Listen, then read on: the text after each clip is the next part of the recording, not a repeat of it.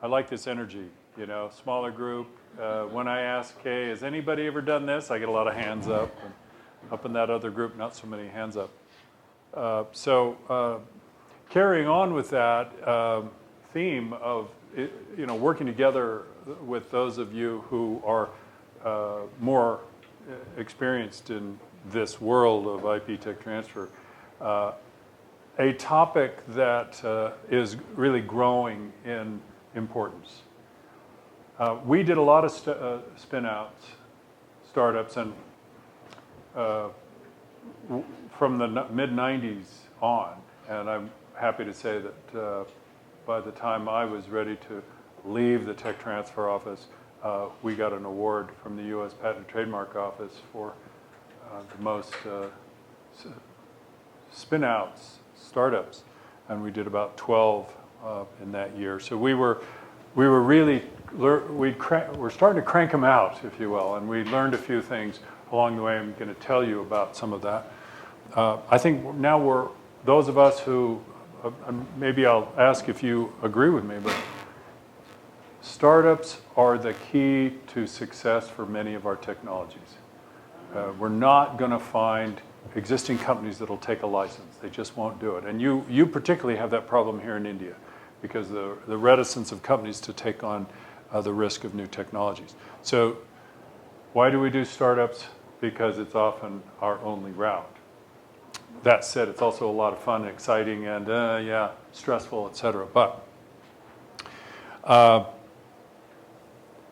and I step up here and I go, I know I made these slides, I don't know, a couple of weeks ago, and I'm not quite sure what I'm going to say. So you guys will be just as surprised as me. So we talk about startups and spin-outs. I want to give a little definition, make sure we're on the same page. They're essential for the long-term success of IP tech transfer to a public sector research institution. I consider, and this is my definition, there is no formal definition anywhere, but this is the one that I use, that startup is really any new business venture that licenses public sector research. So for me, a startup is one that I have licensed or I'm going to license. Regardless of where they came from, who's running the company, they are a startup. They're, say, a couple of years old within that time period.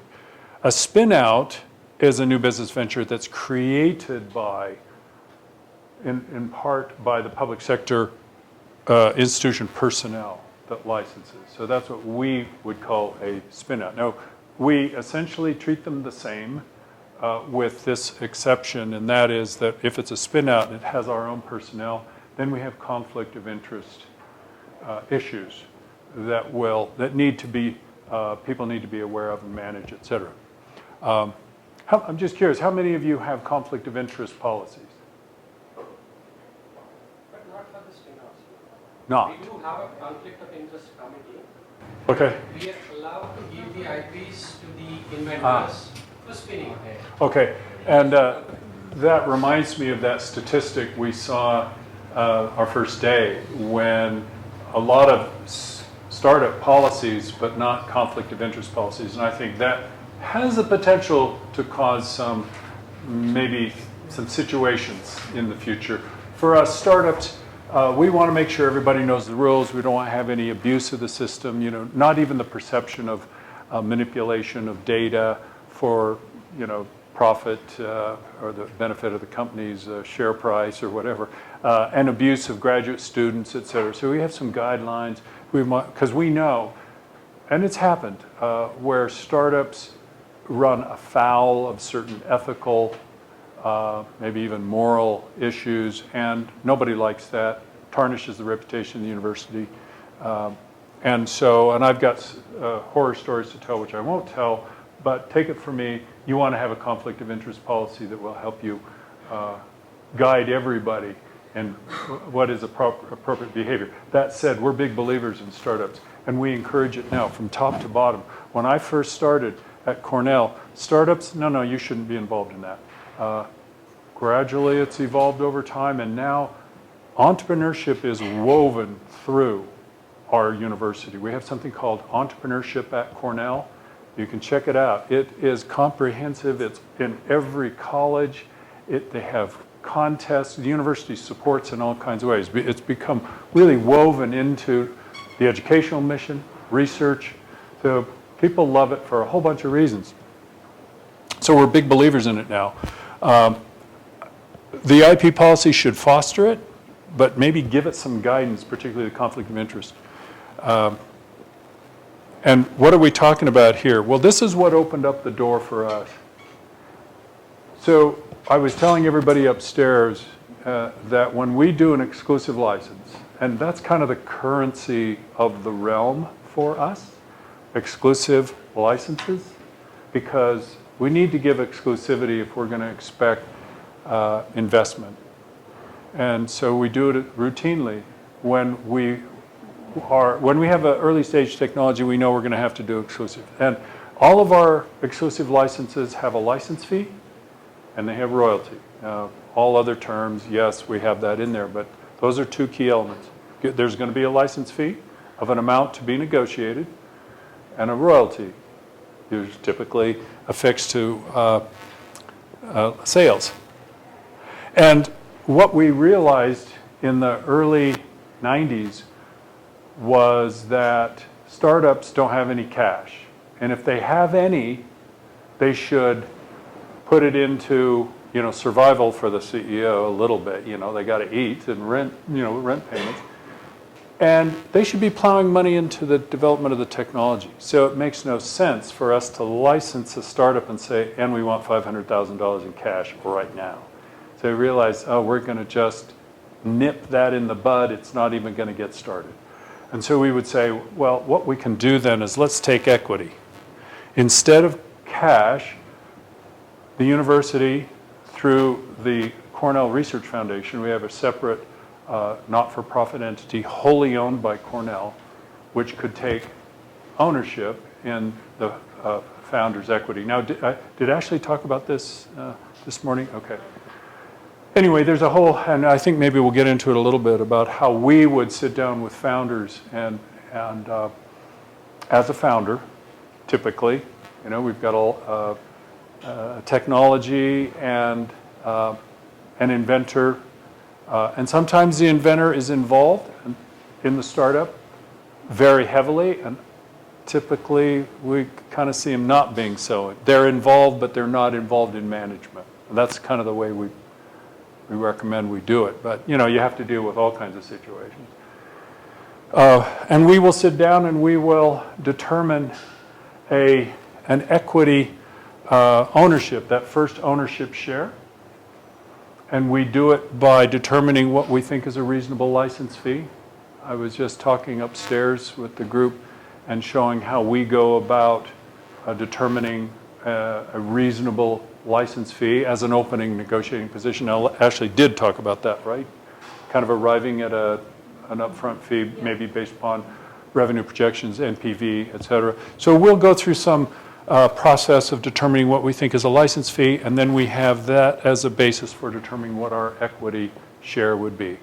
And typically, when we started, I don't know what it's, so I've been out of the office for a few years, so I don't know what their deals look like right now. But when I was director for 20 years, the average ownership share, founders' ownership share for Cornell Research Foundation in exchange for an exclusive license was 10% ownership. Now I'm going to talk a little bit about dilutable or not dilutable here in a second, but that was the average, 10%. Sometimes it would be a little lower, maybe 5%. Sometimes it would be higher, and it would be based upon a number of factors like the value of the technology, the TRL, for example. How far had we carried it? How high is the risk, et cetera. So we would determine that and have a negotiation with the founders. It was usually a very friendly negotiation. We like startups, we want startups. And again, going back to what I said at the outset, if we don't get the startup up and running, nothing's going to happen. So we're in a pretty weak negotiating position. Like if we don't get the deal done, it's probably not going to happen. So we didn't drive a hard bargain, particularly. We thought we did what we thought was reasonable and fair. That said, every single exclusive license we ever signed not only did it have, like for a startup, not only did it have equity, but it also had royalty. And we would get some pushback sometimes. Other investors would say, well, why do you get a royalty, ongoing royalty? And we go, well, because that's our policy. Every single one of our exclusive licenses has a royalty rate, even if it's small. Yes? You say that's the same question. Why a royalty should be given when we are giving the equity? Why both? Because you say there's a policy. So in your IPR policies, is it being drafted that when we're taking an equity, we're also allowed to take the royalties? It's not. Go ahead, John. In my experience, equity is for the use of the name of the institution. Period, full stop. The credibility of the startup partially is reflected from where the technology came from. Then you look into what's going to happen with the technology. It'll be developed into a product, and it's a typical licensing situation. So there is justification of doing it in a fairly standard basis. Nationally in the United States, the percent royalty is something like 5 to 7 with an anti-dilution clause, which takes up to 12 or 13 eventually, dependent on certain conditions. And the Brits started by saying we want 50%. And they screwed themselves into the ground because investors said that's much too much. The Brits wanted a board position. The question was, what on earth value are you bringing from a business sense? You're an academic in an academic institution. And they realized that they were giving a negative incentive to the whole activity in their country. So they downsized the percent to something like 13%, which is roughly equivalent to the American percent after dilution, and found that investors were much more interested. When I did Spinouts, it was agreed with the company and the first investor that we, the institution, would not be represented on the board. We requested observer rights to know what was going on, which usually was allowed. But the rule was the observer kept their mouth shut unless they were invited to say something. So fundamentally, as Dick pointed out, in America, this started quite some time ago. Things evolved, things changed until they kind of settled into a point where people said, okay, that makes sense. And one further thing. We had a meeting at Autumn, a public meeting, and it was a case of, do you want to do a spin-out? Okay. And the question became, well, does the tech transfer office decide whether there's a spin-out or not? And people in the audience stood up and started laughing like crazy. And they said, forget it. It's entirely up to what the faculty member wants to do. You can help educate them so that they're familiar with the risks, the activity, and everything else. But if they want to do it, help them do it. If it fails, it fails. If it succeeds, it succeeds. But the point of it was to show other members of the faculty that the institution could come to the table with a deal that was fairly standard, that both angel investors and professional VC types could live with and scale up. And I think should probably Move on. Yeah, and if we get a chance today to talk about this more proactive, you and I talked about this last night, about this more proactive role in terms of venture creation, in which you're not waiting for the inventor to do it. You do it. You do the TTO professional. You get things moving. Richard, Yeah. I have a quick question? Yeah. So do you suggest like the royalty, so royalty contribution should also be given to the university, like they are having the equity right, Yes. equity percentage as well as the royalty. So is it a good, call to have both the things? That's the way we do it. That's the way we do it. We have both. And we've never not had an exclusive license that didn't have a royalty, even if it's relatively small. Why do we do it? We do it because we want to make sure that, first of all, it's one way to, it's a metric on sales and future activity. It's a way for us to keep some level of control for diligence of them actually commercializing, et cetera. So we've always, even like I say, even if it's small, we will have a royalty in there. But in Indian context, when a startup comes, it is non-royalty. Even the investors do not prefer to have a royalty clause at all. Of course not. Yeah, and even in the startup context also, they don't prefer to give the higher equities. What you said is beyond 10%. In scenarios for India, it would be always a single digit most likely. The reason is the institute cannot hold beyond a certain limit of 9% on the equity. Oh, there's some legal bar? Yes, Okay. for not being a executive member or for not compelling to it. So as a government body, we cannot hold beyond 9%. And in your case, the Cornell Foundation and the TTO are the same or different? The same. They're the same. Yep. And if the TTO is not part of the Section 8, then it becomes difficult to hold the equity as well. Not part of the Section 8? Yeah. No, Section 8 is a Section not-for-profit. not-for-profit. Well, for us, it wasn't a problem. So we could get into some detail here, which I don't want to do. There's a 501(c), which is like Wisconsin has one, and they can do all kinds of interesting things with their equity. We were a 501(c), which we're educational. We have some real limits. But we can still own our equity and sell it later. That's kind of the bottom line, all we cared about, really. Let him finish his, we have a session Okay. where we have time for discussions. Anyway, so we don't have any penalties or prohibitions now for staff and faculty participation in startups or spinouts.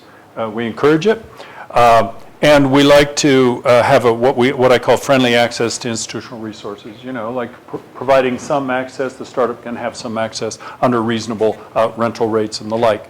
The TTO should be prepared. The better you can understand your startup process and needs. I was an entrepreneur, so I kind of had a receptivity to the process. Some people don't understand it. You know, what is the entrepreneur going through? What are they going to be facing? I think that empathy is a useful thing for the TTO to, and these days, one of the things I'll tell you is that there's a bit of a trend where maybe more progressive, or maybe they get more resources, TTOs are having startup specialists. And that's what they focus on, is just creating the startups, nurturing the startups, et cetera. We always required that our startup supply a business plan. And I use this business plan as a real tool to help initially guide the startup. I get a lot of people who come in, like inventors come in, oh, I want to do a startup. Like, okay, you know what you're getting into, okay, all right, you really want to do it, okay. And we don't say no. If faculty's really excited, it's not going to be me who says, you can't do one. Okay, well, I'm going to have to go to my board of directors. We had a board of directors, Cornell Research Foundation, in order to sign a deal with a license deal with a startup. I had to show the business plan. So I would work with faculty. They would have to do a business plan, and fairly soon some of them would realize, oh yeah, I don't want to do this. Because I would point out some of the flaws. I'd say, you hadn't really thought through, you really want it? You could really find the weak links. I said, look, I tell you what, let's do. I don't think you want to be involved, but let's go find an initial CEO for you. But we use this business plan as a way to sort of guide them in those early stages. Now, sometimes no. Sometimes they do it completely on their own and they bring it to me, and that's fine. But I do tell all of our startups, you have to have a bona fide business plan. Now, in the old days, it was, 20 pages, then with a lot of attachments, with a lot of thinking. And it evolved over time to be a really good slide deck. And we were willing, if you have good slides and we laid it out, okay, and they've thought it through, we'd be willing to do it. And the inventor needs to be on board. On board emotionally, yes, I think that's a good idea. If the inventor says, I don't want to see that happen, then we won't do it. Experience and awareness of related issues is something the tech transfer professional should be able to do. Understand the institution's conflict of interest. You should know it. And you see that what the role that we played, we would tell it's an inventor who wants to start their own company. I'd say, okay, we've got some issues here. And it's just you and I informally. You've got to go disclose all this to your dean, your department head, however the process in our university, the dean of the college handles the conflict of interest. And I would just counsel them. I'd be their father confessor. You know, they would tell me, I go, look, you can't do that. You're going to have to. So I would help avoid some issues for them by understanding the conflict of interest policy. Appropriate licensing practice, like I said, equity in lieu of cash license fee. And so what we would do, this was our standard approach. We do a license fee valuation as if it were any company. This is my license fee. We've done an NPV, kind of a starting point. It's $500,000, let's say. So then what I would do is say, okay, I want 10% equity until protected against dilution until you have $5 million capitalization. There's my 500,000. That's the way we would do it. Anti-dilution up to a certain point, up to a certain cap value. All other terms essentially similar to any other exclusive license. Okay. Here's one of the things. So we learned by mistakes. We did early stage. In the early years, we did startups. We didn't know what we were doing. And what we found was there were really smart people. They're called investors who do this for a living, and they're very good at it. And what they can do is figure out ways to maximize their return, and they don't care so much for the founders. And so what we had to do is get smarter. And the way we did that is I was talking to one of our colleagues, and he said, boy, I've got a guy for you. He's a lawyer, and boy, does he know shareholder agreements.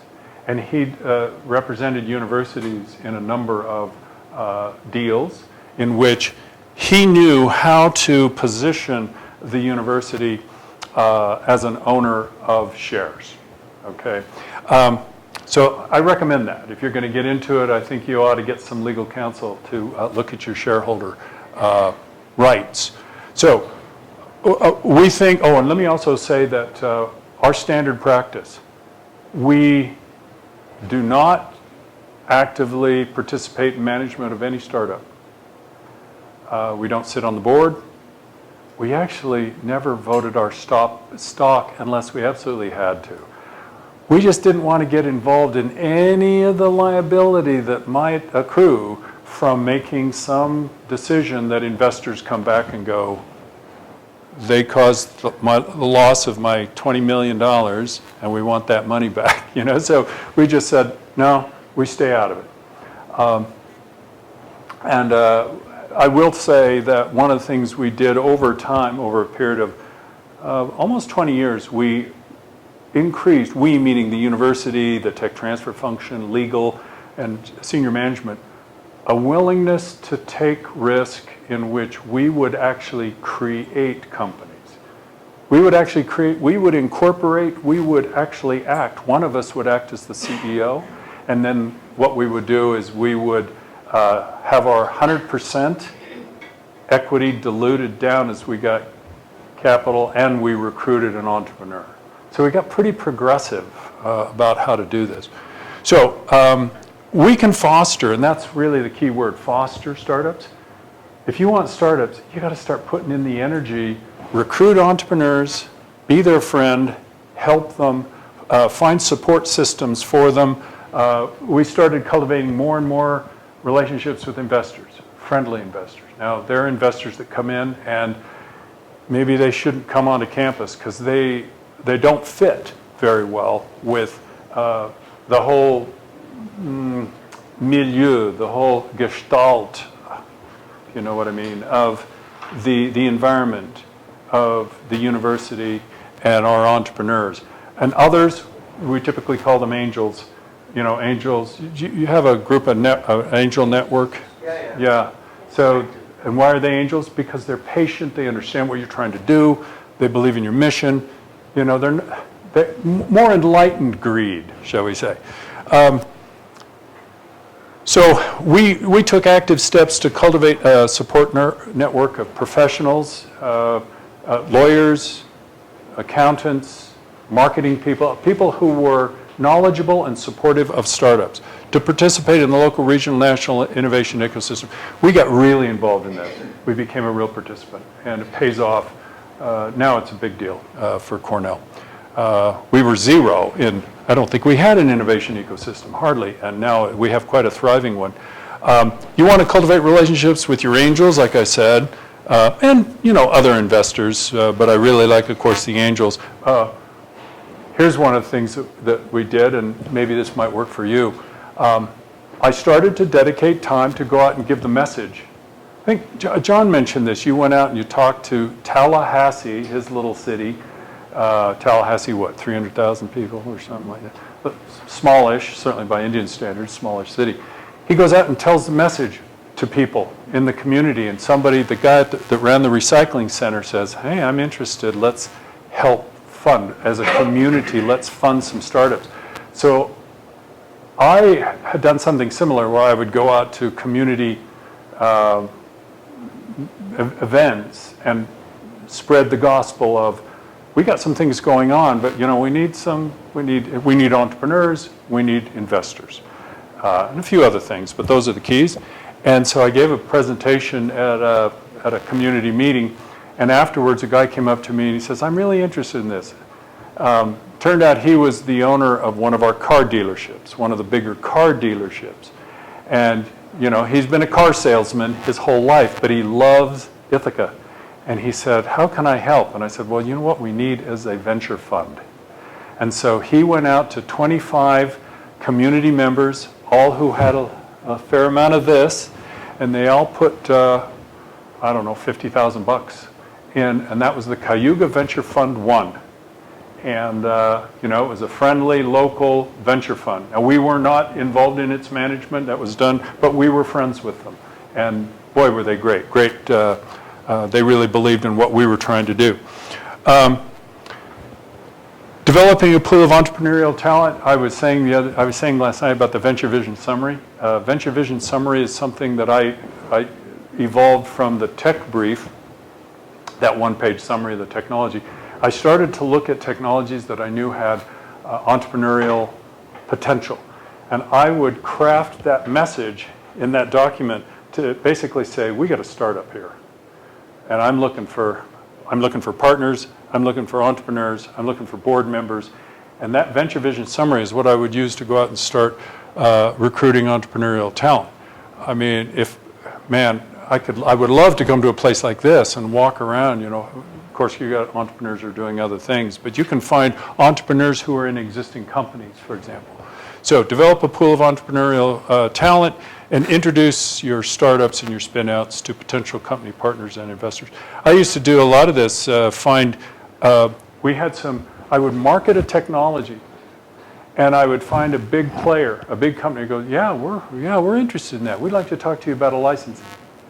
In parallel, I'm working with an entrepreneur and the inventor, and they're like, we might just be able to get this thing up to launch speed. And I go, okay, I tell you what, and this is me orchestrating all this.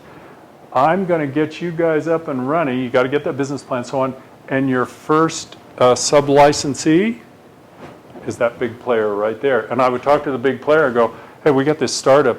You'd have to work with them. I'll introduce you. And they were like, sure, we could do that. So you as the tech transfer professional can orchestrate these kinds of things. You can get really creative if this is your goal to foster more spinouts and startups. I said the Venture Vision Summary, as I say, it's a variant of the tech brief. Host meetings with key stakeholders, business leaders, entrepreneurs. We now have an incubator of our own called Rev in downtown Ithaca. And it's a great place for all kinds of action. It's it's reminiscent of this place, not as, this is Mecca. This is an amazing place. And also successful inventor entrepreneurs. We bring them in and we give them time at events to tell their story, and it's just been really infectious. And one thing I didn't expect was how much impact we would have on the educational mission. You know, it's just taken off. Like students more and more want to just get, not all of them, but some really want to get into it. And everybody's embraced it like, oh, you know, this is a good thing. Organize meetings, so you're going to have to dedicate time and energy to having meetings, events, showcases, and we did a lot of matchmaking. A lot, you know. Like I said, I'm always cultivating that pool of entrepreneurs over here, and I've got these potential opportunities, and boy, am I looking for, and I would get inventor who wanted to start up, and a person that I knew really wanted to be an entrepreneur, and I'd take them to dinner. As simple as that. Can I just ask a question to speak a little bit about cases where you said that you'll arrange a sub-licensee for a startup, right? Where would you choose that versus licensing directly to the large company? Like, why would you prefer that as a TTO? Yeah, that's a good question. So if you're confronted with this choice, which I was, and it didn't happen all that often, where I had to make a choice of big company, lots of resources, pretty much guaranteed infrastructure, risk is low, versus startup, risk is high. What am I going to do? It does get down to a judgment call, in my view, and you have to decide. I think, all things being equal, I'll choose the big company.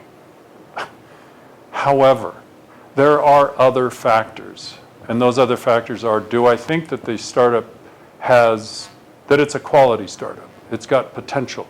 The IP is good. I mean, you know, at the end of the day, what it is, it's the people, right? It's the team. We started to rely upon, I don't know if you've seen them here, I'm sure you have, serial entrepreneurs. People who come in and they know how to make this work, and they do it, you just get it up to here, and then they jump off, and it's not fun anymore, and they go do the next one. If I've got a quality team, I've got quality technology, it's going to be a tough call, and I'll probably go to the inventor, and I'll say, what do you want to do? I'll probably leave it up to the inventor, between you and me. I know, I've been down the road. It's so fun and exciting to do the entrepreneurial route, but it is risky. But if the inventor wants to do it, I probably won't go against them. If they say, no, let's go big company. Okay, you got it. I have 10 minutes, okay. One of the things I mentioned about the business plan and how you know this word, this phrase, eminence grise, it means that influence behind the scene that no one can really see. Well, this is what the role we would play in. We weren't active managers, but we played a role as what I call sort of a shadow board member in the early stages. Certainly as they were formulating their business plan, I'd say, okay, I got to see your business plan, and we'd look at it and go, well, I'm telling you, this section is really weak. This is good. This is really weak. If I were you, I would do the following. This is informal dialogue. And then I say, you know, at the end of the day, I'm going to have to go up in front of my board, and I'm going to have to say, yeah, I know this is really flawed. They have no idea what their value proposition is, but hey, let's give it a try. I said, I can't do that. So you got to go back and improve that. So we used to do a lot of this informal behind-the-scene advising. But at some point, you also need to, you're going to have to negotiate the deal too. And therein lies a little bit of a problem, because at some point you're going to have to go, okay, we're going to have to negotiate this license as well. Should the stock owner be on the board? We said no. Should we vote our stock? We said no, unless we had to. Sometimes you have to, in which case we would. And how do we manage your stock? I mean, it's a question for you. We just tried to keep our liability. When and how to sell. And one thing I will say, not to put rupee signs in your eyes here, but in your mind, but we made money over the years, but we were never lucky. Like, no offense, John. John got lucky. Tallahassee, Florida State got lucky with a big hit, and we never had one of those. We had a couple of near misses, but we never made a big hit like that. So we had to make our money the old-fashioned way. One deal at a time, and, you know, sort of a steady royalty, that sort of thing. And it worked out fine. We ended up sustainable. But we did have big windfalls through liquidation of our equity. Not why we did it. We did it because why? It's the only way to get your technology developed. But the nice little benefit is, oh, suddenly that stock is now publicly available, and as soon as the lock goes off founders' ability to sell, we could sell. And yeah, we made, in one case, our first one was 25 million bucks in our pocket. What are we going to do? That's when we decided, oh, well, let's give a lot of it to the TTO, and Dick can drive around a nice new BMW. No, we didn't do that. That would be bad optics. We started thinking about setting up a proof of concept fund. But we had to face the fact of, okay, what do we do now with our stock? And here's what we decided. We decided that the tech transfer office should not be involved in sell decisions because we're too close to it. We're too involved in it. We're too insider trading, or here is what we really worried about. So our inventors get 1/3. The way we receive our revenues, however they come, the cash comes in and it gets split 1/3, 1/3, 1/3. That 1/3 goes to the inventors. And here's what our fear was. And it started to raise its head. If we sold our stock when it was worth $50 a share, then we'd get that chunk of money and they'd get their 1/3. But what happens when it drops down to $5 a share, which is what happens with most initial IPOs of startups, early stage companies? They will frequently plummet initially before they, you know, climb back up. So our fear was that inventors would sue us for failure to sell at the opportune time. So I didn't want to be involved in that. So I talked to my boss, and we agreed that we would hand over as soon as anytime the stock was at all tradable, we handed over to our endowment office, our investment office. They handled it all. And the other thing that we decided to do, right or wrong, this is the way we did it, we set up an automatic mechanism for sale of our equity. So we were not going to be involved. The university, managed by our investment office, was not going to be involved in playing the market with our Cornell stock in that company. So we set up an automatic system in which, as soon as the owners, founders lock was off and we could sell, we were obligated to sell off all of our stock within an X month period with instructions not to depress unnecessarily depress the price. So we didn't want to play the game of watching our stock. Okay, for right or wrong, that's what we decided to do. Usually the founders and investors would prefer to the university to be kicked off once they go IPO. The plan is practice that before they plan for an IPO, they prefer to buy out or take out the shares of the university. Okay. And that is what they force. I'm open to any, I'm open. Come talk to me. I'd be willing to do something like that. They can offer me a price. But again, that's probably going to be, that will be handled by the investment office, not by me.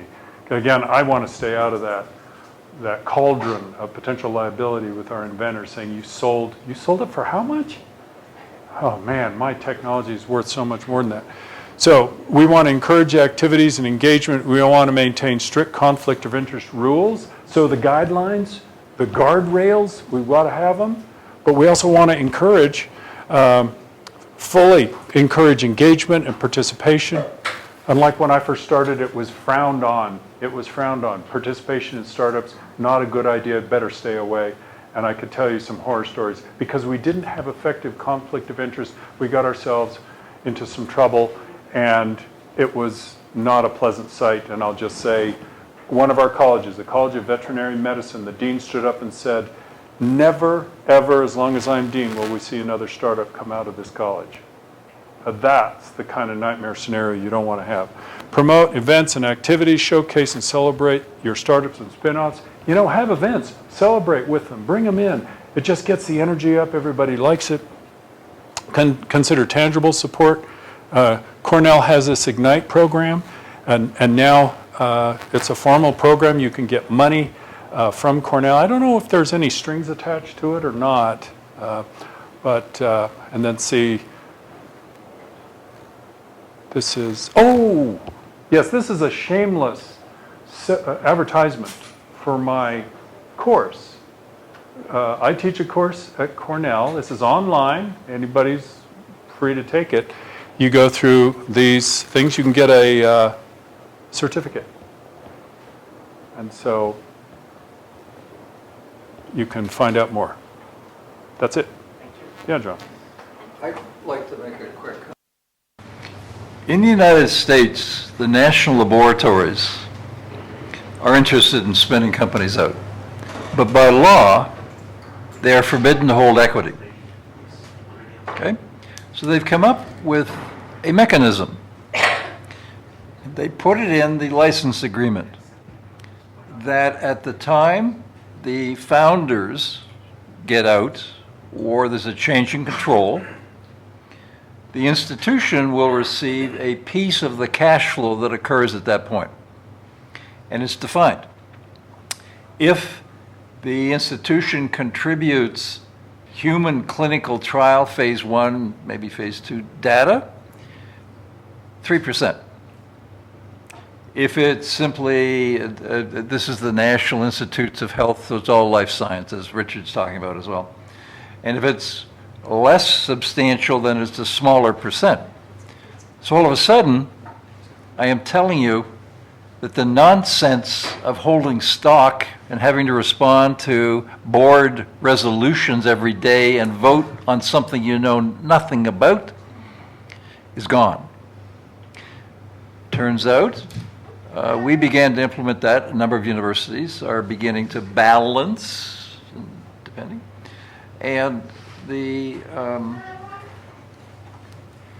situation is such that there is a incentive to move forward.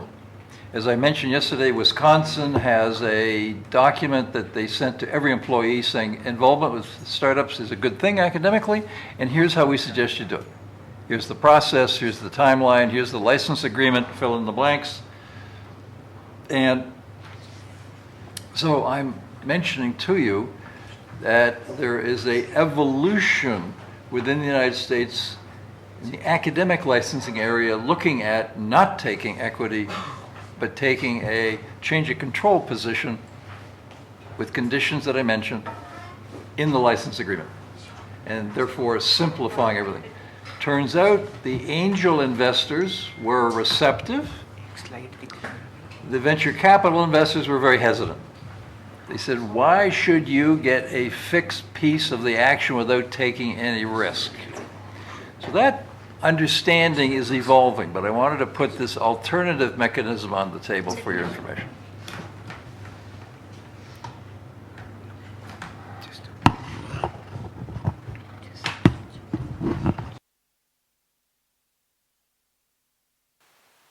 Startup story of our academic spin-out, and I would like to, I'd like to introduce Parul Ganju. So Parul is the CEO and co-founder of Ahamyum Biosciences, which is a clinical stage biopharma company which is developing therapeutics for vitiligo and other dermatological diseases.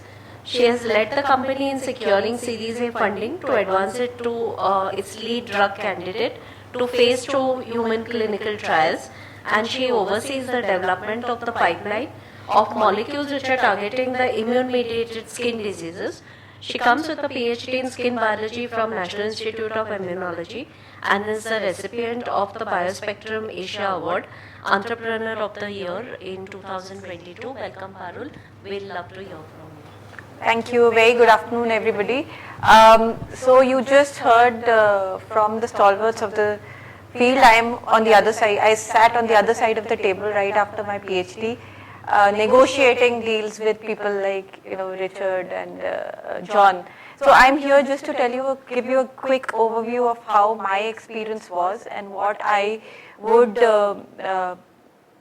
my wish list of what I would want the offices on the other side, whom I'm negotiating with, to just look from our perspective also.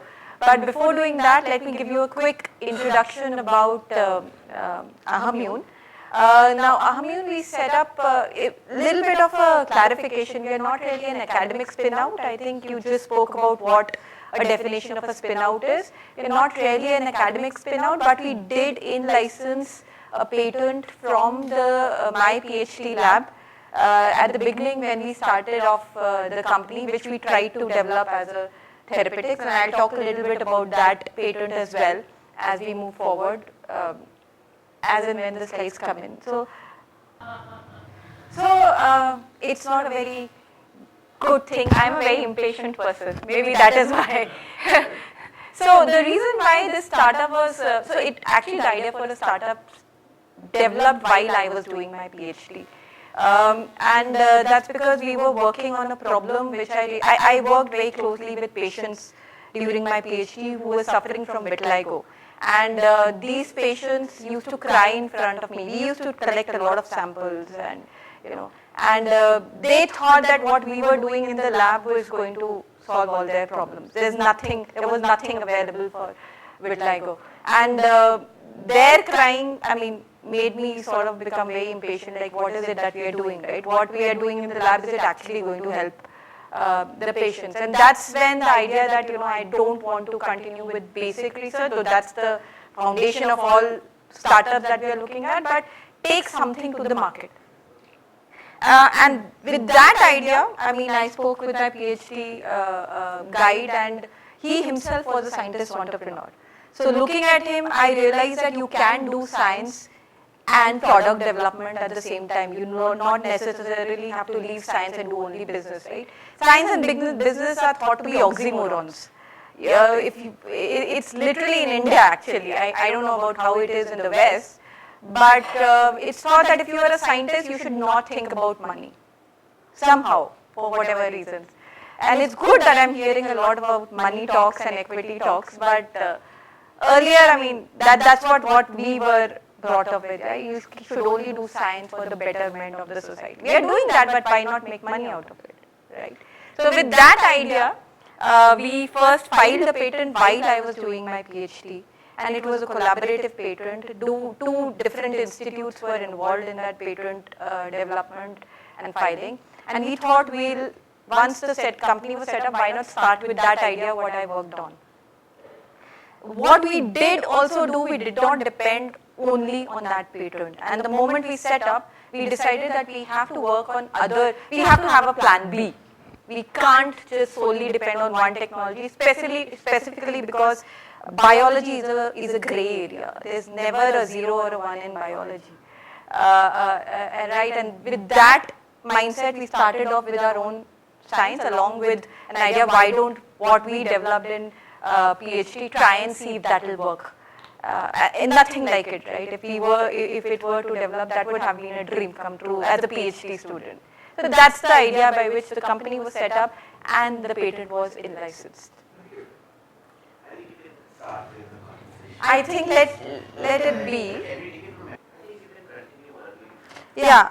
So let me tell you a little bit while it is coming up what we have done. We set up the company in 2016 with I and Dr. Krishnamurthy Natarajan as the co-founders. And the idea was to take the knowledge that we have gained from my PhD and the work that we've done together to develop new products which can be useful for people with skin diseases.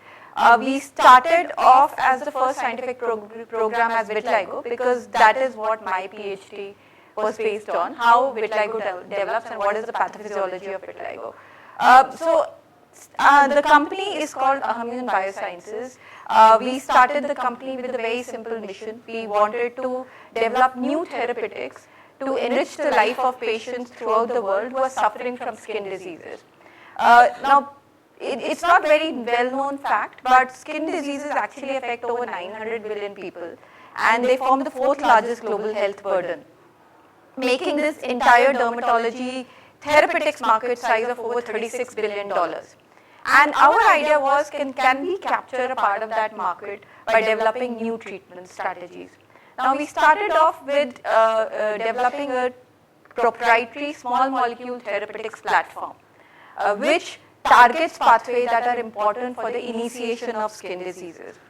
Now, when I talk about this platform technology, it's basically, our scientists identified new pathways that lead to the development of autoimmune skin diseases, and what we did is we started designing small molecules to target this pathway.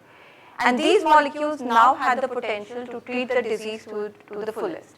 Now, several of these skin diseases do not have a full treatment option. I mean, there is diseases like vitiligo, psoriasis, atopic dermatitis. They are unmet needs. There are drugs which are available in the market, but they don't treat the disease. These are drugs which only manage the disease.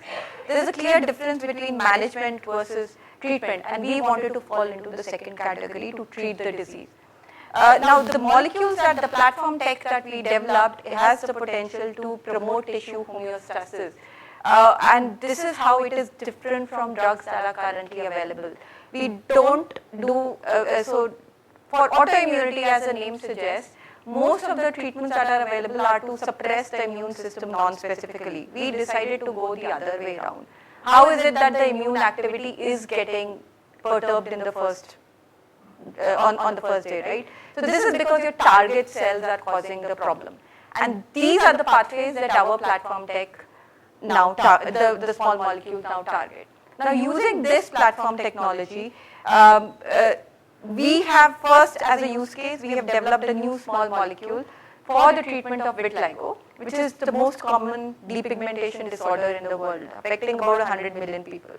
Now, when we started off with our company, there was no treatment for vitiligo, no approved treatment by the FDA. Over the last few years, one treatment has been approved, which is also an immunosuppressant. It comes under the category of JAK inhibitors. So, using the data that we developed, we did extensive studies, we did discovery, we developed the molecule, and now we've developed that drug new chemical entity as a topical gel, which needs to be applied on wherever your vitiligo patches come, and then it will treat it. The huge differentiator that we have from anything that is available in the market or for anything that is even in the pipeline is that ours is a non-steroidal and a non-generalized immunosuppressive treatment. And it will not only have an effect to stop the spread of the patches, which is caused due to immune activity, but also bring back pigmentation. And this huge differentiator comes from the fact that we are not generalized, we are not causing generalized immunosuppression, but actually acting on the, I was just saying how we are different from the others, right? So I just told you what we are doing, and this, by the way, our product currently is in phase 2 clinical trials. And what we have done as a company, we are now using a platform technology not only for vitiligo, but actually taking it further for the development of treatment of other skin diseases, including atopic dermatitis, psoriasis, and fibrosis, skin fibrosis. And that's the power of platform technology. You don't have to stick with one disease, but you can actually use it for the development of other products as well. So the science, as I said, behind the company stems from my work as a PhD student and in an IGIB, and its narration and timelines are there, so you need to remove that. I think it automatically comes to timelines. So this is just what the platform tech that we have developed. I'm not going to get into it because I'm not here to talk about Cahoon, but I'm here to talk more about my experience about how the tech transfer, what we discussed with for in-licensing of the patent. Thank you. I have the clip. Thank you. I have it. Yeah. Yeah, so this is just a little bit about vitiligo, and just coming back, so as I said, the science is not new. Science, though the company was set up in 2016, the science has been going on beyond, much before that. When I joined my PhD in 2008 in National Institute of Immunology and CSIR IGIB, so we did work extensively on understanding why pigmentation pathways get altered, what is the pathophysiology of pigmentation disorders, and that's when we got to understand a lot of pathways that are different between white skin versus non-lesional, normal-looking skin, and that's how we filed a patent. While I was doing my PhD, with me there were 3 other inventors, my PhD guide, Dr. Rajesh Kokle from IGIB, another collaborator, Dr. Vivek Natarajan from IGIB, and Dr. Reddy from NCL, CSIR NCL. And it was a joint patent with 4 of us as inventors. So this patent talked about one set of molecules that target relevant pathways which we thought were relevant in vitiligo pathophysiology and which we thought could actually lead, which could be developed as drug candidates. Now mind you, this is a very nascent patent in the sense that this only had molecules. Not all molecules can be developed as a drug.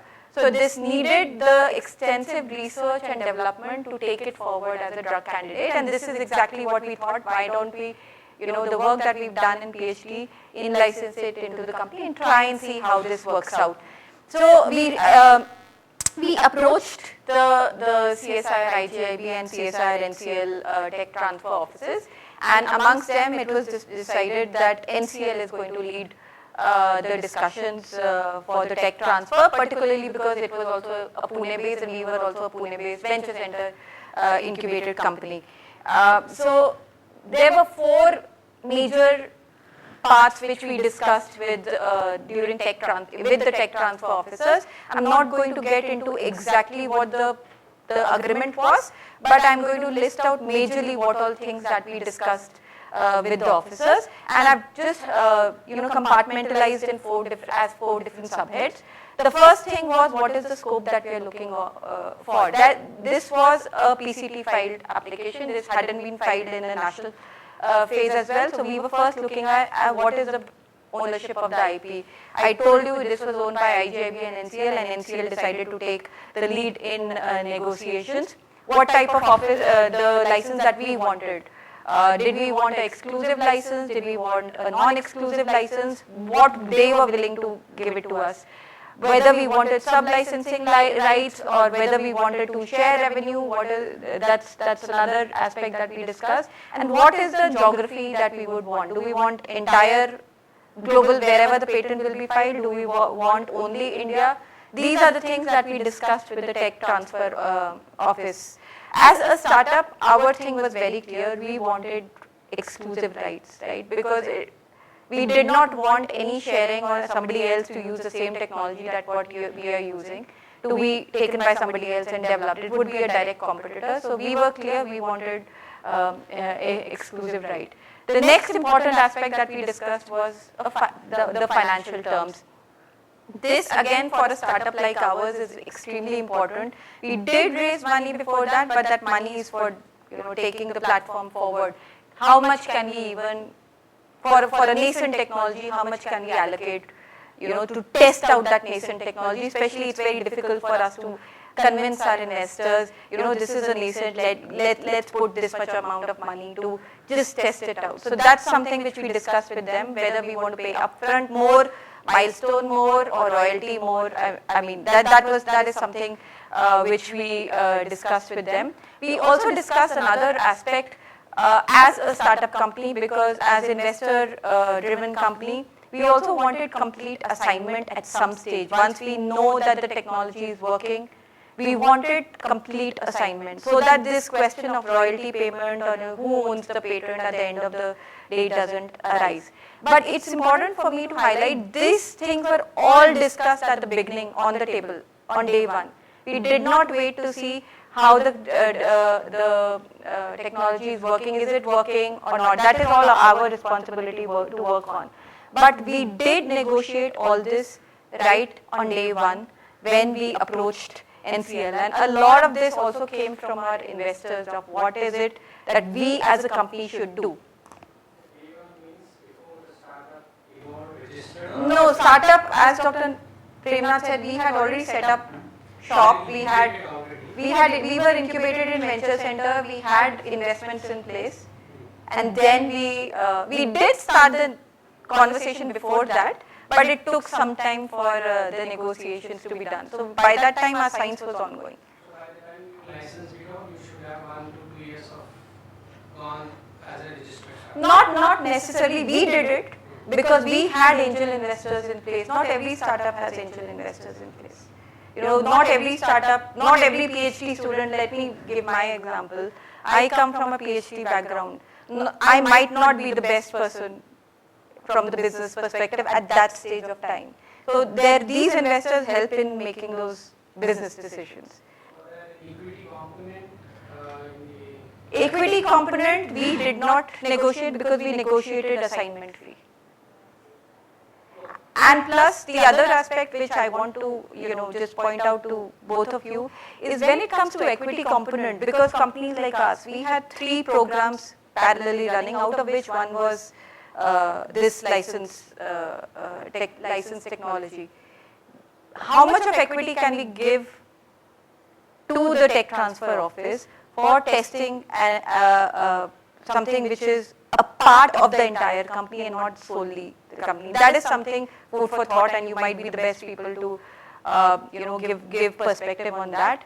But because we were not a nascent company, again, we had programs in place, and this was an additional program. And that is one very important aspect that we decided not to go for that equity component and negotiate more in terms of monetary upfront fee, milestone fee, and assignment fee right on day one. Run this discussion within 6 months of starting the company, right? Yes. Because We raised you were able to raise money, Yes. right, from angel investors, and you were in a position to Yes. start some discussions. Yes. Without that, we wouldn't have. We wanted it. That was the foundational idea. Yes. That was the idea, the science. And then, as I said, we started with plan B. This was our plan A. We started with plan B, and that's how it.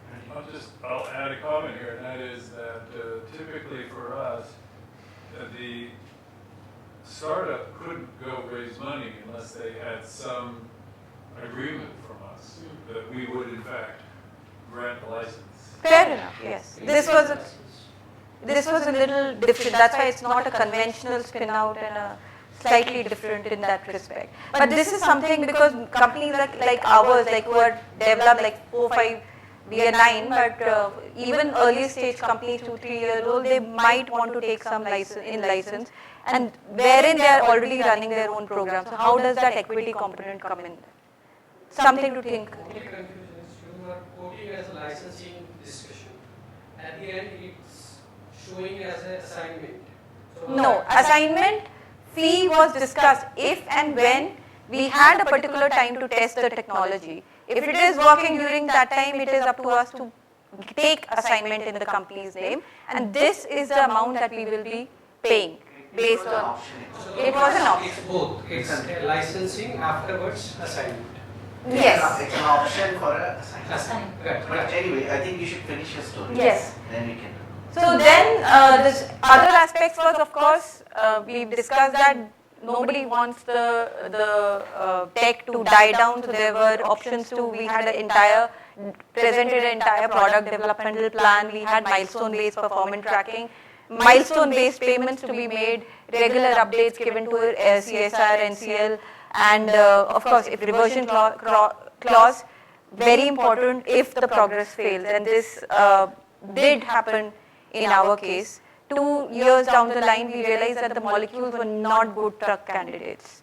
And we are very thankful to the CSIR and the NCL office that they were understanding enough to include that aspect in the initial agreement, that how would the termination clause we put in right at the beginning if the technology doesn't work. As I said, these are all risk-taking things. So that also from a startup's perspective, we would want that clause. And these are other things like who would be the owner, who would pay the filing costs, what jurisdictions would the patent be filed as. I mean, all these things were a standard part of the agreement that we did. No, it was a PCT, not a national phase. Indian patents. No, but like the application was filed, so when Yeah, application was filed by me. I mean, as a part of CSIR lab, so basically it was owned by CSIR. it is a CSIR owned patent. So we were just inventors. Even as an inventor, I had no I say. think she's talking about new filing ownerships. New filing ownerships were all discussed in that agreement. That what if something. Future IP. So this was discussed, and even the filing, like for example, US filing, who is responsible for filing and who is responsible for payment, right? What all because now we are licensing it out. What all jurisdiction would we want the patent to be filed into? By the way, we did file almost globally, and we did pay for the filing, but that's a different thing. So these were the discussion points that we had with IGIB and NCL, I mean particularly NCL. And the signing was done in 2017, and we did extensive work on this patent and the molecules, which unfortunately, as I said, they did not pan out to become drugs. But this was a very good experience for us as startup entrepreneurs, as fresh PhD students, to see how the negotiations work and how to take things from the lab to the next stage of development. And that is why I am now coming to my recommendations. I mean, as a startup entrepreneur and an absolutely fresh PhD graduate sitting across the TTO office negotiating crores of deals. So I would request all of you to please consider a part of it. I would request the TTO offices to consider startup scenario also when you are negotiating, and I am happy that NCL did do that. But I am not sure how much other offices do. And that is where my question regarding equity deals come in, right? Being not the sole tech being developed in the company, how do we take it further, take it for development, yet not have the component into picture, something to think about. I was one who was new to licensing. I was actually one who was absolutely new to company. So this was a very interesting exercise for me, if I can call it. And but I love the fact that NCL worked in collaboration with us and not really, negotiating in the way that they could capture whatever they can. This came out from the experience that I had. The TTOs, what my recommendation would be, as I said, no one size fits all. Like it shouldn't be that if we take 10% equity, every company will need to, for licensing 10% equity should be taken. It should be tailored to the stage of the company, what the company is developing, what are the programs the company is having. Team, of course, is the team capable enough to take it to the next stage or not? Request this as a very selfish thing, but it should be startup friendly deal terms, because startups anyways are risky endeavors. We don't know, most of 90% of startups fail within first 5 years. So please consider that when you are negotiating deals. Have low or deferred upfront payment, reasonable royalties, reasonable being a subjective term, and milestone based obligation, and it should be flexible in the sense it should be open to renegotiations, and that sort of flexibility should be there in the discussions when we have with TTOs. It should be very fast. From the startup's perspective, I can tell you, time is money, time is everything for us. The faster you negotiate deals with us, we are more clear. When you have template term sheets, right, we know what we are getting into. Right? We are not going in a black hole we don't know, and for the first time we are seeing it. It will be great if we have template term sheets. And in terms of collaboration, when we talk about, there should be risk sharing. Right? We should be, it's very important. I being one of the inventors of that technology, I know how important it is for inventors to be a part of development of technology. You can't just license out a patent and say that inventors will not be involved. it's extremely important to have inventors involved, and in terms of risk sharing, you can allow us to use lab resources at, if not free, at minimal charges. I mean, nothing can compare the academic infrastructure. Venture Center is one such place. Thankfully, we had access to Venture Center. Not every company has that access to such extensive infrastructure which is required for technology development, and this can be tailored to the startups which come for thing. And again, as I said, risk sharing mechanism. If the development is not taking place, it should be a flexible deal that what next should we do? Should we terminate it? Should we have somebody else into it?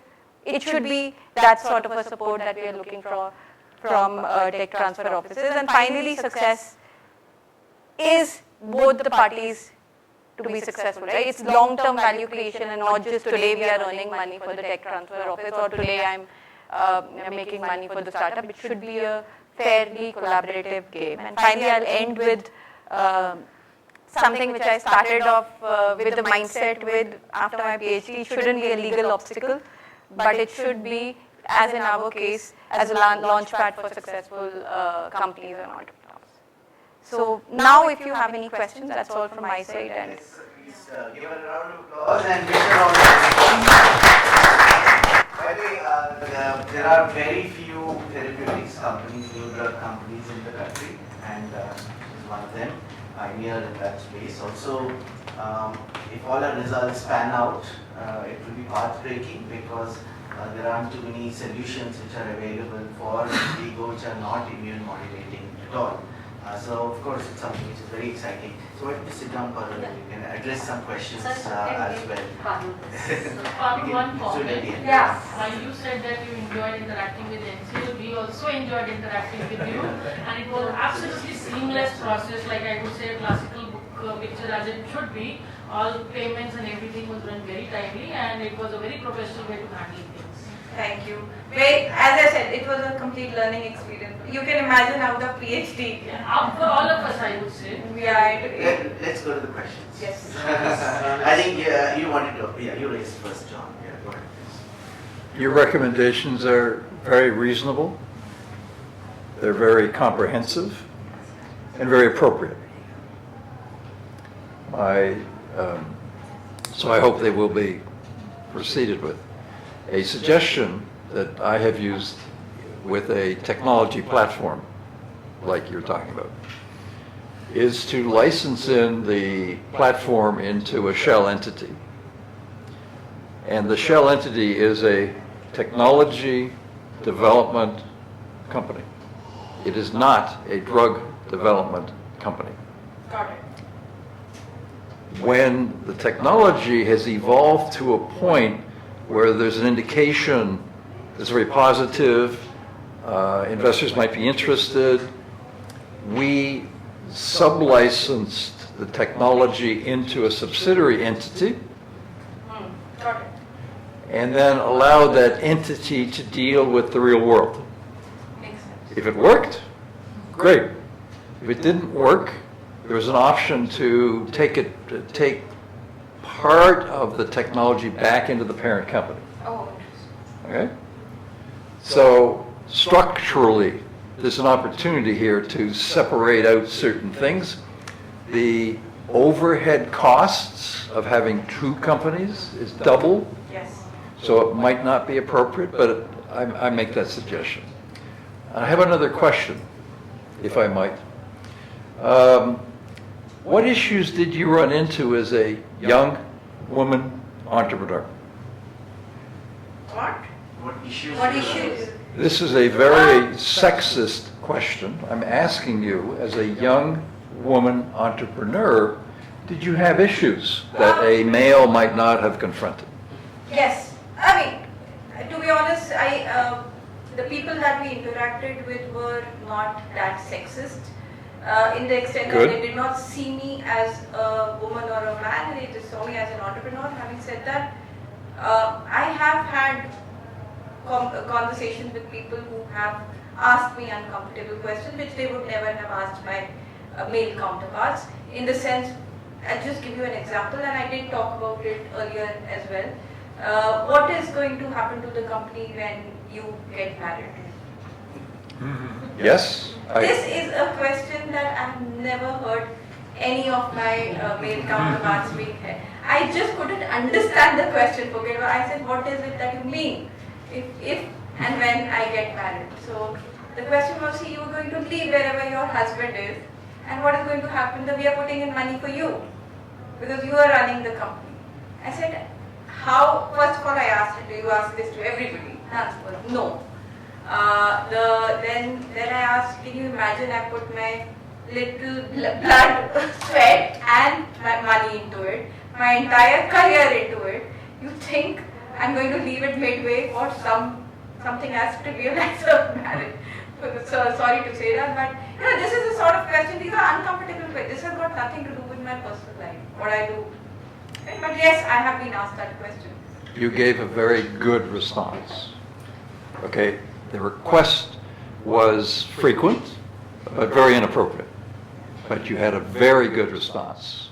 So, it'd be very interesting to see what the results technically are. Yes, we are very excited for the phase 2 and also excited for the other programs now that we've started.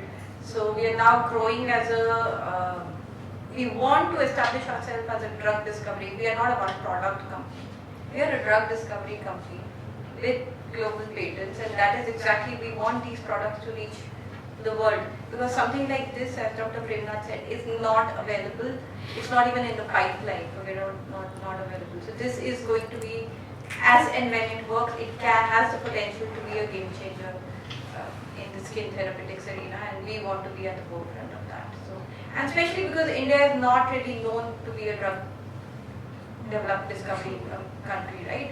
Because of the timelines, because of the money required, because of the risk associated, Indian ecosystem is still developing, the VC ecosystem specifically, and it's been a struggle to raise money, but yeah. Let's go to other questions. Any other questions? Yeah, please. We See, have you last have 5 minutes. very practical question. See, when you are handling an inbound team, the support would be something different. So my question was, where you hired a legal consultant for doing these negotiations, this is very typical question. When we are sitting on the other side of the table, we wanted to give the best as well. We don't see, because I see some of the startups going and paying unnecessary fees for the legal firms, which they could ask us and we would have clarified it. So have you had that, and what was the influence of your VC or angel investors upon the deal? Because it makes a lot of difference on the valuation that we propose based on the VCs or the fund which you get. For two good reasons, the inventor share as well, and for having a realistic value for the valuation. So legal help from the external consultants and the influence of the VC angel funds on the negotiations. Thank you. Great questions. Just to give you an update, we did not have a legal firm. That's something which maybe in retrospect, maybe we did a mistake. I mean, I don't call it a mistake. You had some advice. We had advice, yes, because we had our angel investors all in the field who have done deals, right? So we did talk extensively with our angel investors. They are all, we were fortunate to have pioneers in the space who have done deals like that before. So they helped us to be our legal counsels in setting up the values. We had extensive discussions with them, even when you gave us the value, and we had a counter value in place. So we had extensive discussions with our angel investors regarding that, not a formal legal party. Many times, and we wanted this technology. So And this now seems- I'm just guessing, but I don't think you had people vetting your agreements. No. Yeah, you are correct. We But did not have it. not necessarily doing changes on it as a legal firm, Yeah. am I right? Yeah, you are not. But there was some legal help which you Yeah. So, As a CEO or CFO, you had a full right of control to make a decision on the deal, yes or no? Or Yes. was it, if VC says yes, I would say yes? no, we had that right. Yeah. Again, they were angel, and there's a reason why they are called angel. So it was full control given to the CEOs. Yes, it was on given to making the the company. value. Yes. So share a powerful board. The board was strong, So we can, I mean, I'm very thankful to people like Dr. Bhan, who was like our first. So, Professor Balram, Dr. Bhan, Dr. Nadik. Your supervisors are no need of any introduction for your PIs, neither Dr. Bhan, Dr. Balram. They were also experienced entrepreneurs, Yes. like Nadik, Dr. Nadik, and exited out of Metahelix. Metahelix, right? So it was. That's the reason they are the first company to have a non-NSAIDs, non-steroidal Yes. anti-inflammatory dermal Yes. patch, right? It's Which will non-steroidal. have easy FDA approvals as well. And question, please. So today we had a lecture on the evaluation. So my question to you is that was there any evaluation done by CSR on the Yes. IP they Yes. owned, and how was the negotiation thereafter? Was it over? Did you feel it was overwhelming or? That's a trick question, isn't it? I mean, you cannot ask a startup entrepreneur whether it was. Answer will always be yes. And if you ask whether your VCs value you undervalued, the answer will always be yes. So it is that way. Well, she doesn't. Also, she may not be aware of what happened within the CSR system. But of course, she would feel that it is probably too much at that point. But they had their own terms that they wanted as Yes. well. Right? I can tell you that NCL took the lead in this, right? And we had an arrangement by which IJB was to go along with whatever NCL agreed upon. Okay, the NCL team took a lead. But I didn't get involved myself personally because I'm venture sector as well. So our team did the job. Mr. Prabhakar and his team were involved in doing that, and they did a back-end exercise to do. And I think what Mangesh did talk about the valuation, how they did the NPV calculations and all. We had our own, concerns regarding which we were quite open. It's always better to have a transparent discussion as to what we perceive as a risky thing and what we are okay. So it was actually a dialogue that we had with them. And as I said, NCL was kind enough to understand our position as well.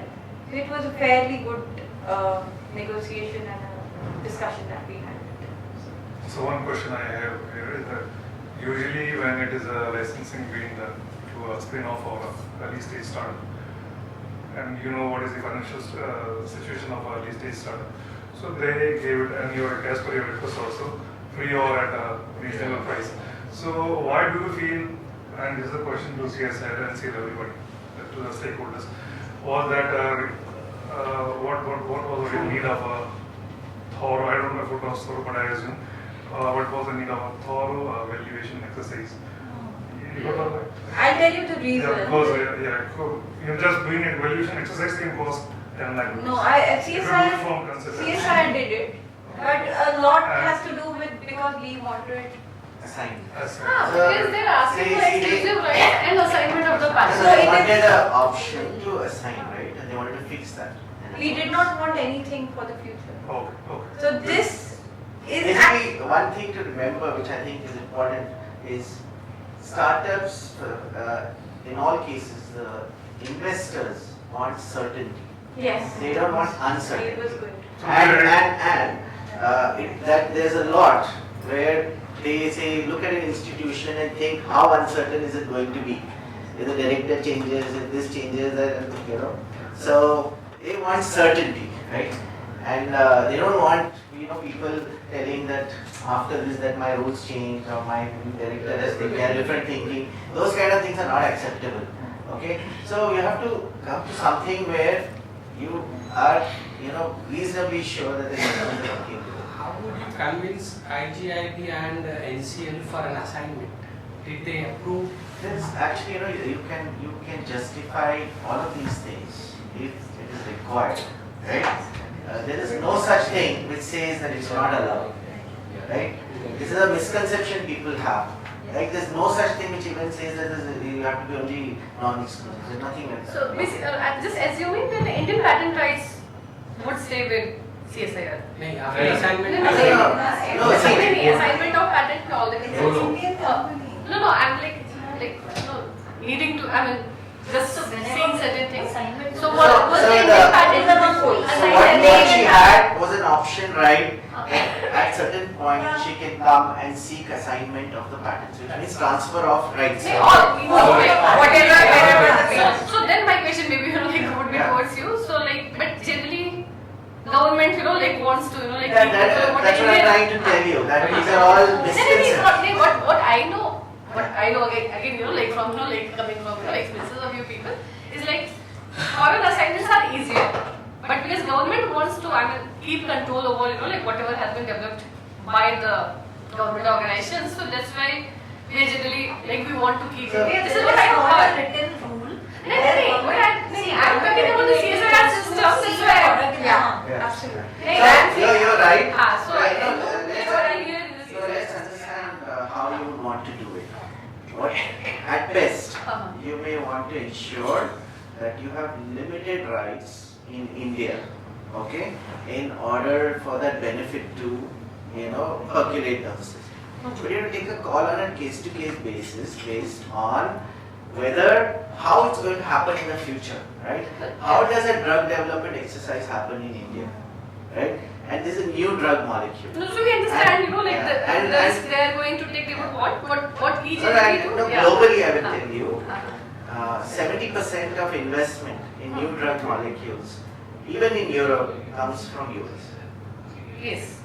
Okay? So, you can say what you want, but at the end of the day, investments are going to come from the US, right? And if that is the case, right, a US investor might come and say, I just moved the company to the US. So what are you going to do? Are you going to kill that company? And why should she take that risk and work so hard in order to, so you have a choice. You kill the technology entirely, or you let up flourish, and hopefully you can have some limited rights for India. Yeah, so for most of the times I had the perception that we don't assign the Indian patent. This is what we practice, but that's it's not in black and white. Maybe that's what I'm saying. This is what my Just inform you that CSIR guidelines of the tech transfer clearly says if there is an assignment request, it can be considered. That is the way it is written. It can be interpreted. Yes. So if I can add, so DBT very recently they have completely changed their guideline in terms of initially they were completely, as this was not written anywhere, but this was completely no to the exclusive license as well as for the assignment. Because of the School of Biodesign program which DBT runs with AIMS and IIT, because those companies were struggling when they were moving out in terms of getting their technology to the US market or to the other market. So, and they were asking about the assignment and DBT had no mechanism to transfer, to assign those patents to them. And these companies were requesting them continuously, so they thought why we should not, have a different framework. Now this is a old guidelines where we can think about new, thoughts. So they changed it completely. Now any company, any startup company, especially because they have this program, School of Biodesign. So those companies initially will, of course, they will take a license what you opted, and they had an option to assign.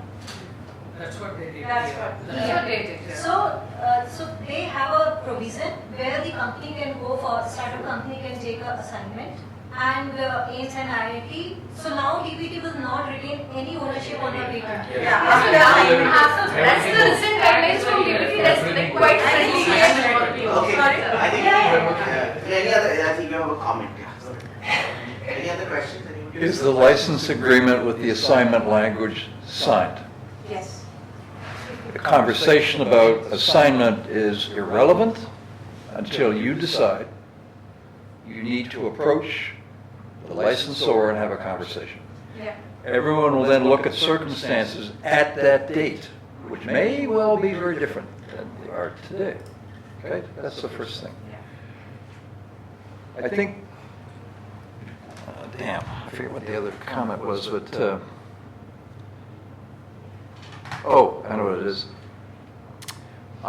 There are examples on the internet of professional venture capital investors investing in the startup where the terms, particularly the preferred shares, are such that when the company is successfully sold, the founders get absolutely nothing. Yes. So I advise you to engage a very tough-minded attorney to provide you with security of taking a look at these issues and giving you guidance and advice as you move forward. I 100% agreed, and we've done that in our last SHA and SSA that we signed. Whereas, yeah, we took that into account. And you're right. There are cases when preference shares get, anyway, as the name suggests, they always have that first right of moving out. But we went through it's fair deal for all our investors as well as the founders. Okay, I think we should close here. We should get late for lunch. Let's thank Parul for taking the time out. Parul, something small for you. Thank you. Here. Oh, So I just want to tell you that I had requested him to also talk about a little bit of what the expectations of startups are, because and what are the kind of issues they grapple with. And the Indian context is a little different than the US context for sure. There's a lot of pressure on the shareholding by institutions which is seen as idle or dead shareholding, right? So investors, they would probably not like to see an academic or research institution on the cap table for long. That's one. The second is also that the terms which especially in her case, there's a lot of investment involved at many stages. So she needs to retain equity to enable that funding to come in until the last stage.